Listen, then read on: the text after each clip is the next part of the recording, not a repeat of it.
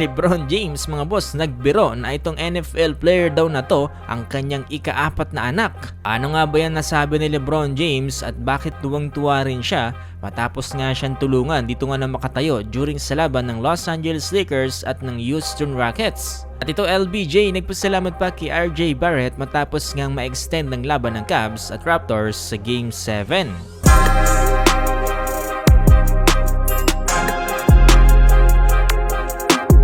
So mga boss, dito nga sa naging laban sa Game 6 sa NBA Playoffs dito nga sa pagitan ng Los Angeles Lakers kontra nga dito sa Houston Rockets. During third quarter, under 7-minute mark ay meron ngang isang pagkakataon na itong si LeBron James ay na out of balance matapos nga ang kanyang attempted one-handed dunk. Sa play na to mga boss, mapapansin natin na merong isang tao na tinulungan si LeBron James na makatayo nga dito mula sa pagkakatumba. Mapapansin natin na itong si LeBron James ay tila nga ba tuwang-tuwa dito nga sa tao na to. Well, matapos ngang laban niyan ay nakilala natin ang tao na tumulong dito nga kay LeBron James. At ito nga'y walang iba kundi itong si Will Anderson Jr., isang American professional football defensive end for the Houston Texans. Kung titignan mo nga itong si Will Anderson Jr., meron ka agad na isang player dito nga para sa Los Angeles Lakers na mapapansin mo nakahawig ni Will Anderson Jr. Hindi ka nagkakamali sa iniisip mo dahil itong si Will Anderson Jr. ay tila nga ba parang kapatid ni Bronny James at parang pinagbiyak na bunga. Sa ngiti, sa hairstyle at sa face shape ay talagang kamukhang-kamukha ni Bronny James. Pagkakamalan talagang anak to ni LeBron mga boss kapag pinagtabi-tabi sila dito ni LeBronny. Actually, mas kamukha pa nga to ni LeBron James kaysa dun sa isa niyang anak na si Bryce James. Kaya naman during interview matapos nga ang laban, etong si LeBron James ay biniru pa itong mga media at sinabi na itong si Will Anderson Jr. ang ika-4 nga daw niya na anak. Baga itong si Will Anderson ay kambal nga daw dito nga ni Bronny James. Nakatawa rin talaga itong si LeBron James dahil parang tinuturing niya talagang anak itong si Will Anderson Jr.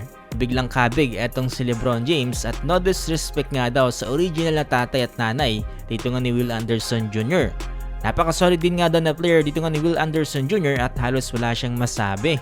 Kung kayo ang tatanungin mga boss, sa tingin nyo magkamukha nga ba talaga etong si Will Anderson Jr. at itong si Bronny James? Pero bago yan mga boss, eto sinabayan ng Molten Basketball etong init ng NBA Finals ngayon. Bagsak presyo sila, 66% off. Ating tig 1,600 ngayon, mabibili mo na lamang ng 539 pesos sa Shopee. Ano pang hinihintay nyo, i-click nyo na yung link sa comment section. Ito mga boss, nagpasalamat din atong si LeBron James dito nga kay RJ Barrett tapos nang ma-extend ang laban sa Game 7 dahil nga sa kanyang game-winning shot. Dahil nga kasi na-push hanggang Game 7 ang laban ng Cavs at Raptors, bahagyang na-push din ang magiging Game 1 dito nga ng OKC at ng Los Angeles Lakers. Ito nga ay gaganapin sa May 6, 8:30 AM Wednesday dito nga sa Pilipinas. Sabi pa nga dito ni LeBron na talagang maglalaan nga daw siya ng isang araw na pahinga para nga dito sa kanyang sarili. Okay din to dahil magkakaroon tayo ng mas magandang serye mga boss no dahil well rested etong ang Oklahoma City Thunder at itong Los Angeles Lakers.